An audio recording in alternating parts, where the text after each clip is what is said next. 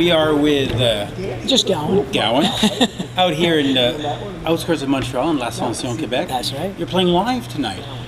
It's about by yourself. Time. It's about time. Yeah. By myself with a six-piece band, including myself in the band. Yeah, it was. When we spoke, Mitch, I think it was a surprise to you that in 2010 I started doing some live shows again. That's right. Because it was the 25th anniversary of Strange Animal, and I wanted to do to re-release that record, remaster it, re-release it, because it had A Criminal Mind and Strange Animal and The Cosmetics and Gorilla Soldier, and those songs all did really well. Wow. And I mean, it was #1 album in 1985, so I figured this deserves its moment in the sun again. So I did a little documentary that went along with it about the making of that record. I put the band together, and we went and played. In the last year, we've played 4 nights in Niagara Falls at Fallsview, the Avalon Theatre there, and sold out all 4 nights. And there's tons of people that want to hear that 80s stuff. And you're going back to that place soon too. We're doing 3 nights this year. That's right. Yeah. Now, well, in fact, let's just talk about the album Strange Animal. Sure. You went out to France or the Riviera to record at Ringo Starr's house? No. The Ringo's house is, I saw that on the internet. It's amazing how Wikipedia can get some things messed up. But that sounds so romantic. There's no French Riviera. Oh. No. It was in Ascot, England. I know it's maybe not as romantic, but the property was right beside McDonald's now? I mean, are we changing the whole Wikipedia story now? No, not quite. It was a Burger King. No, it was in Ascot, England. The property goes right against Windsor Castle, and Tittenhurst Park was the name of it. Was a 70-acre place. Okay, John Lennon lived there with Yoko in the late '60s, and that's where John recorded Imagine. If you remember the Imagine video, was this big white house?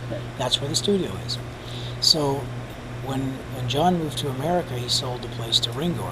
Ringo was living there in 1984, and he still ran the studio.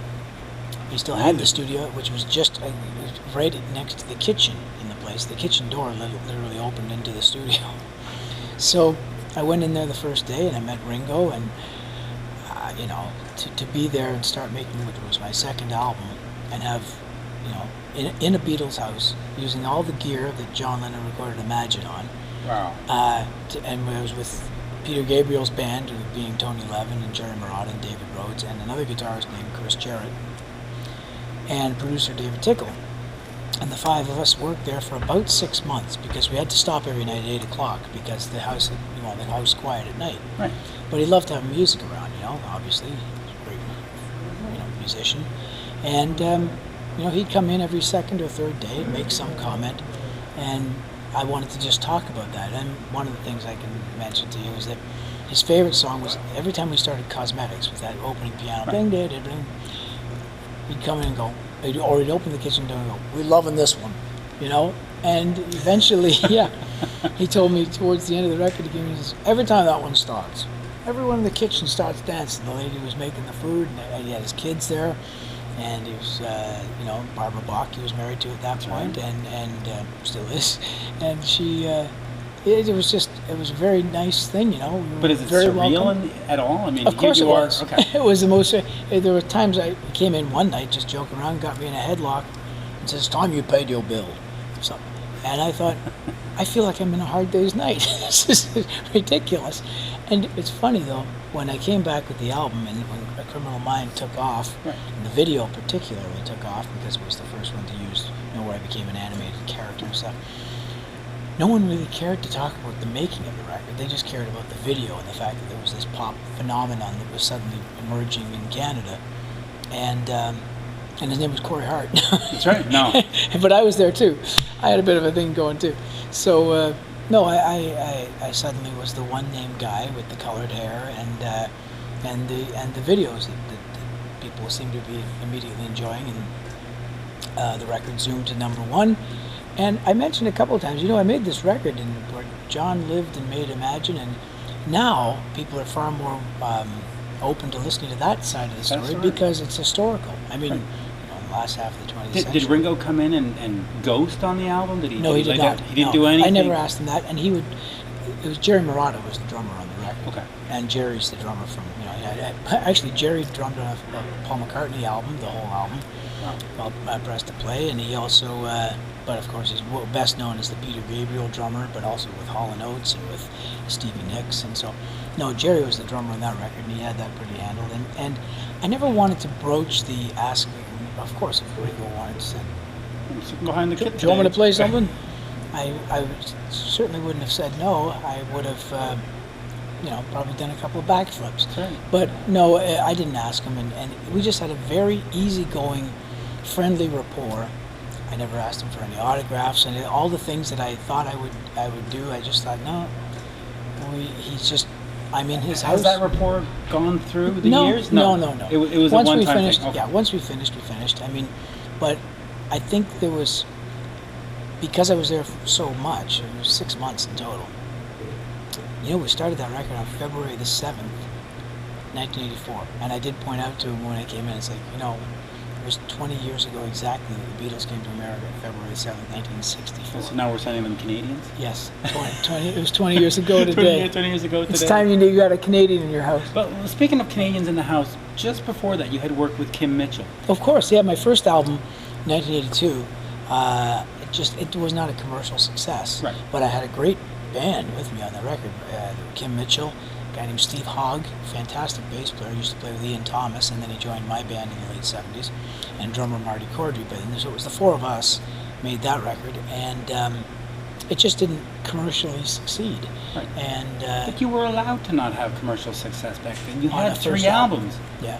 You don't do that anymore. No, we don't. Now it's let's go, young There's boy. no artist development now. Where's our single? Yeah. But Kim Mitchell, Yeah. how was it writing with him and working with him? Because, he was with Max Webster. He had Yeah. gone on tour opening for Rush. Yeah. I mean, he was a big name in the Canadian scene Tremendous. in 81, 82. Yeah. And then, of course, later on with Patio Lanterns. But Yeah. how was that for you? Because you were still this young, upcoming guy. And What happened was Kim and I never wrote together. Okay. We were under the same management company at first. I was Okay. the manager that manages Rush. Ray Daniels. So Ray Daniels had Rush and he had Max Webster. And then as Kim was just leaving that management company, I had to deal with Columbia, and Ray took me on as a manager. Okay. Right? So as soon as he took me on as manager, I said, for this album, I'd really like to get Kim Mitchell to play guitar. So that's how we, that's how we asked him. He came in and played guitar on the album.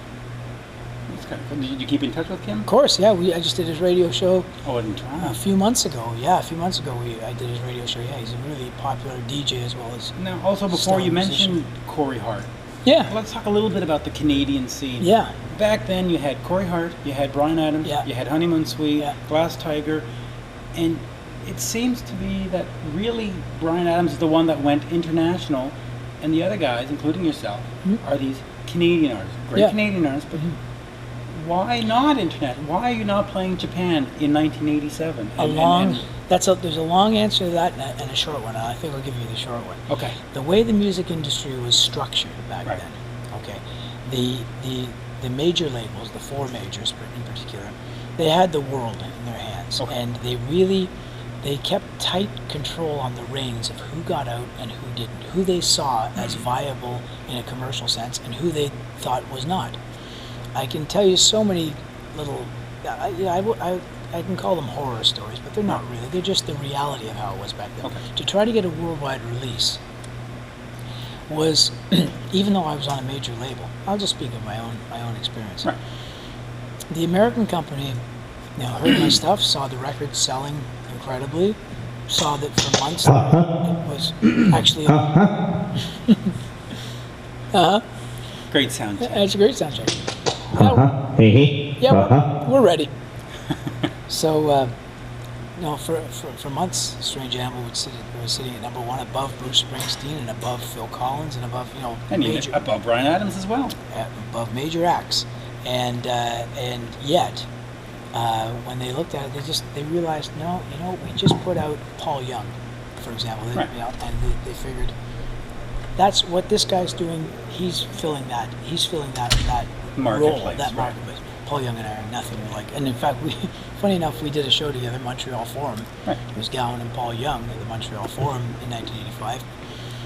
Because mainly my manager, quite smartly, said, come and see the two of them on the same stage and see if you think they're the same. And it was a great show. The audience got great variety, but so that wasn't the argument. It was basically that they had the music industry really under control. We live in a completely different time now. When I speak about this, people can't even comprehend it, because now everyone gets a worldwide release. This is going worldwide right now. It is, but they're still doing some really weird things. For example, Van Halen just released an album. On February 3rd, it was released to Australia and iTunes Australia. Yeah. The rest of the world had to wait till February 7th. Well, they're trying. That doesn't make sense. Here's the thing: they're trying, because they're good business people. They're trying to get to hold on to as much of the reins as they possibly can, for as long as they can. So it's a different world. It's a different world. A Criminal Mind would have been. Who knows? But the way the world is now, I think it would have been discovered, because now that we're in this social media thing, I get more people from Sweden, from Japan, from South America, from all these places that suddenly are hearing these songs for the first time, and they've usually heard about me through that other band that I play with. Through STYX. Exactly, through doing a little investigating, and then they discover this, and now these records are suddenly very viable. Try to find an old Gowan record. They've all gone overseas, and they're all selling for crazy prices. So I've seen some of them on eBay for these. Yeah, a couple $100, $300 for a Strange Animal unopened. Yeah, which is strange. I can't buy it. No, I know. I have nothing to play it on. But let me ask you about STYX. You're doing about 120 shows.